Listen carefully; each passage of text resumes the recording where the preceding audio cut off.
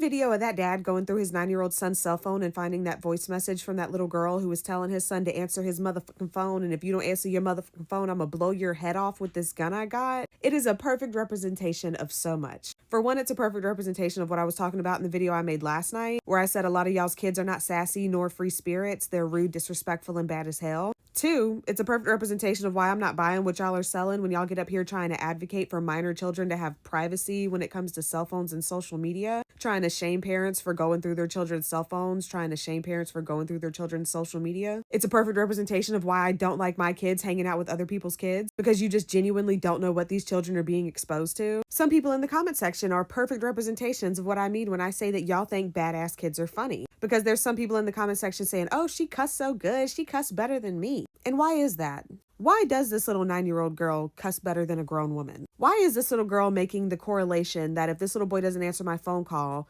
I need to then threaten him in his life? Like, the kids are actually doomed. Because stuff like this, it's learned behavior. No little girl is born behaving that way. No little girl is born speaking that way. There is some woman in her day-to-day life, whether it's dad's girlfriend or it's mom or it's a sister, a cousin, an auntie, there is some woman that she is witnessing in her day-to-day life that behaves that exact same way. And y'all refuse to accept the reality that children really are sponges. That's not just a phrase. It's not just a saying. It is 100% the truth. They soak in everything in their environment. They soak in all the things the adults around them do. They soak in all the things the adults around them say. They consume all the content that the adults around them choose to allow them to consume, because that's also a perfect representation of why I don't buy what y'all are selling when y'all get up here claiming that y'all hate think pieces, because they're just, oh, so negative, right? Meanwhile, y'all are the same ones who will sit down for family dinner with your toddlers and put on an episode of Jocelyn's Cabaret or Baddies. And that's not even me trying to put the responsibility of being a good role model off onto random celebrities, because it's not a celebrity's responsibility to be a good role model to your child. It's not the responsibility of a celebrity to lead your child down a good path. But those are the types of things that y'all allow y'all's children to consume on a daily basis. And then everybody wants to act all shocked and surprised when they start emulating it. Y'all sit around arguing with these boyfriends and these girlfriends and these baby mamas and these baby daddies, making threats and pulling up and fighting and this, that, and the third. And then y'all are shocked and embarrassed when your kid goes to school and does the same thing with their little girlfriend or their little boyfriend or the little boy or girl that they got a crush on. And it's like, even for the ones who try to give themselves a pat on the back and give themselves extra credit for like, oh, I don't let my children listen to certain types of music or consume certain types of content. It's like, okay, you get a couple brownie points for that. But a lot of times the issue is not that the children are directly emulating celebrities. The issue is a lot of times the parents of these children are directly emulating celebrities. So even if you're not allowing them to watch Jocelyn's Cabaret or you're not allowing them to watch Baddies, if you actively every second of every day of your life cosplay as Jocelyn or cosplay as Natalie Nunn or cosplay as a bad bitch first and a mother second, right? Then you might as well be allowing your children to consume that content. You might as well be allowing your children to listen to that music. Because honestly, in a lot of cases, children actually can listen to certain types of music and it not directly impact them or their behavior. The issue is the fact that a lot of these children cannot separate entertainment from real life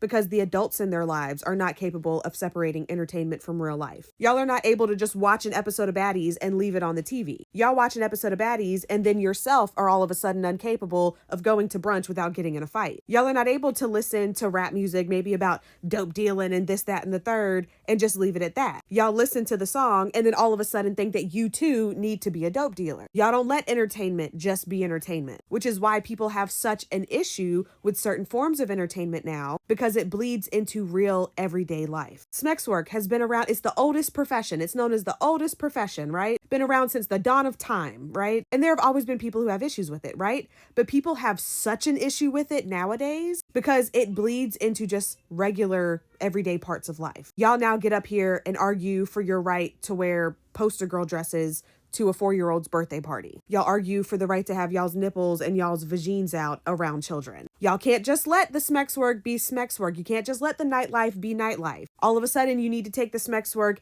and the nightlife to the playground. You know, y'all can't just let Sexy Red talk about her coochie pink and her booty hole brown. No, y'all have got to teach it to y'all's kids who are then going to 2nd grade and singing it in the hallways. They don't know any kid songs, but they know my coochie pink and my booty hole brown. I could show my children a picture of Sexy Red right now, and they would not know who she is. I could show my kids a picture of NBA Youngboy. They would not know who it is. I could show my kids a picture of King Von, Nicki Minaj, Cardi B, whoever.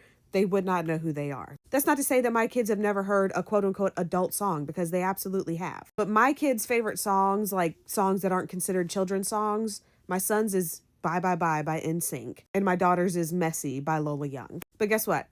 I can show my son a picture of NSYNC. He doesn't know who they are. And he would not be able to make the connection that they sing that one song that he likes to listen to in the car. I can show my daughter a picture of Lola Young.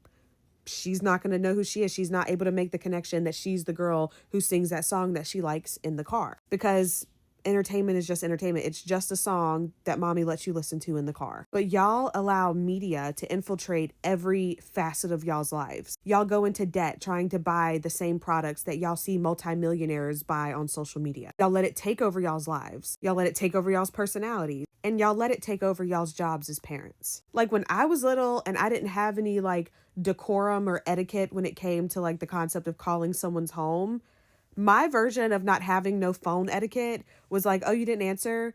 I'm just calling again and again and again. Maybe they didn't get my phone call. You know, very innocent. I'm not slinging threats.